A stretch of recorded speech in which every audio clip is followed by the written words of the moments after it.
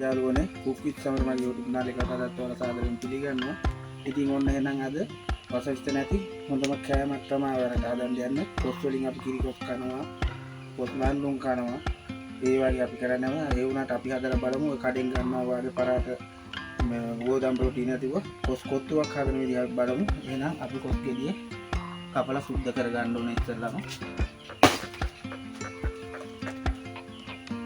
බලන්න කොස් ගෙඩිය හොඳට පැහිලා තියෙන්නේ කහ පාට වෙලා හොඳට තියෙනවා.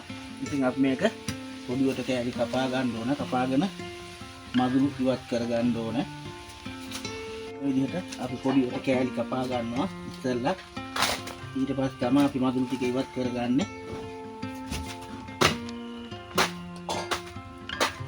යාළුවනේ මේ විදිහට අපි නාර ටික ඉවත් කරගෙන මදුරු අයින් කර ගන්න ඕන.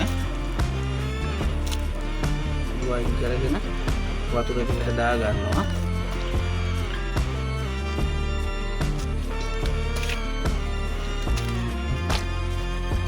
යාළුවනේ මේ විදිහට කොස් මදුලේ ඇටේ අපි ඉවත් කර ගන්නවා.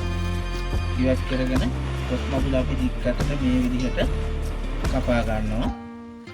කපාගෙන අපි තම්බ ගන්නවා. එහෙනම් මේ විදිහට අපි ඔක්කොම ටික කපමු බලන්න. යාළුවනේ මේ තියෙන්නේ අපි කපාගත්ත අපේ කිරි කොස් නැත්නම් කොස් ටික කොස් මදුළු ටික. ඉතින් මේගාගේ වලත් කපා ගන්න. කපාගෙන අපි මේක තවන්නේ යාළුවනේ ස්ටිමර් එකේ. මොකද වතුර තම්බුවාම දිය ගතිය වැඩි හින්දා අපි මේ විදිහට ස්ටිමර් එකට මේක දා ගන්නවා. දාගෙන අපි තම්බ ගන්න ඕනේ. අපි මේකට උඩින් ලුණු ටිකකුත් තිය ගන්නවා. මොකද තැම්බෙද්දී එතකොට හොඳට ලුණු වහනවා මේකට.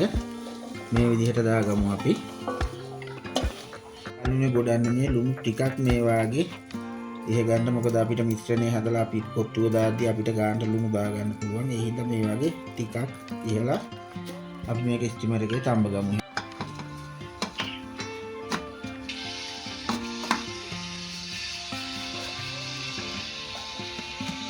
විදිහට භාජනයකට අයින් කරගත්ත අපි තම්බගත්ත කොස් ටික ඊට පස්සේ අපිට කොත්තුවට ඕන කරන එරෝල් ටික සකස් කරගමු අපි එහෙනම්.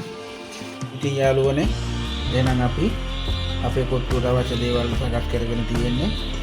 මම අරගෙන තියෙනවා මෙතන බඩු මස් ග්‍රෑම් 500යි කුකුල් මස්. ඔයාලට ඕන මස් වර්ගයක් ගන්න හැකි. ලීස් 250යි. Carrot gram 150.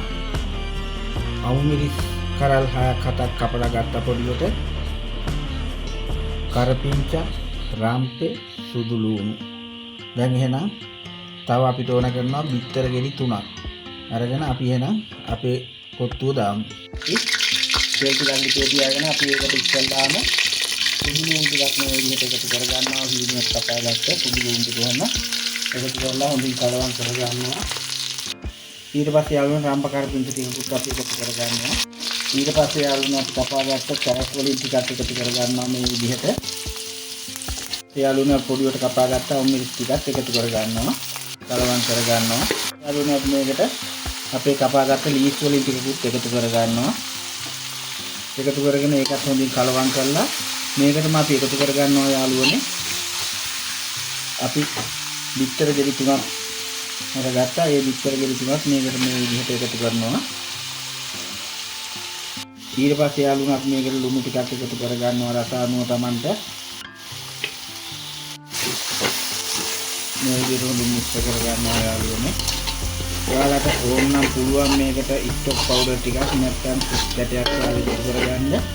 තවත් රස වැඩි වෙන ඒත් මම නම් එකතු කරන්නේ නැහැ. මොකද විතර කන්න හදන කෑම වලට රසකාරක දාන්නේ. මේකට මම එකතු කරගන්නවා කෑලි මිරිස් ටිකක් මේ විදිහට. ඊට පස්සේ යාළුවනේ ඒකටම අපි දා ගන්නවා ගම් මිරිස් කුඩු ටිකකුත් මේ විදිහට. ඊට පස්සේ යාළුවනේ අපි මේකත් මේ විදිහට මිශ්‍ර කර ගන්නවා හොඳට.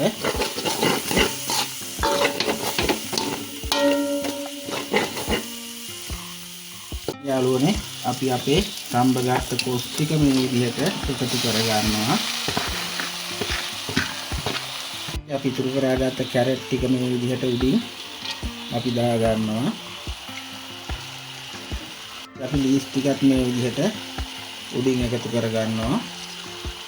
ඒ යාළුවනේ අපි අර මස් ටික හීනියට කඩාගෙන ඒ ටිකත් මේ විදිහට එකතු කරලා හොඳට මේක කලවම් කරගන්න ඕන යාළුවනේ.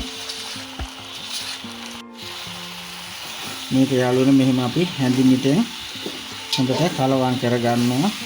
කොස් ටික ගන්න තැඹිලා තියෙනවා නම් බය වෙන්න එපා. මෙරි වෙන්නේ නැහැ. ඉතින් මේ විදිහට ඔහම කලවම් කරගන්නවා.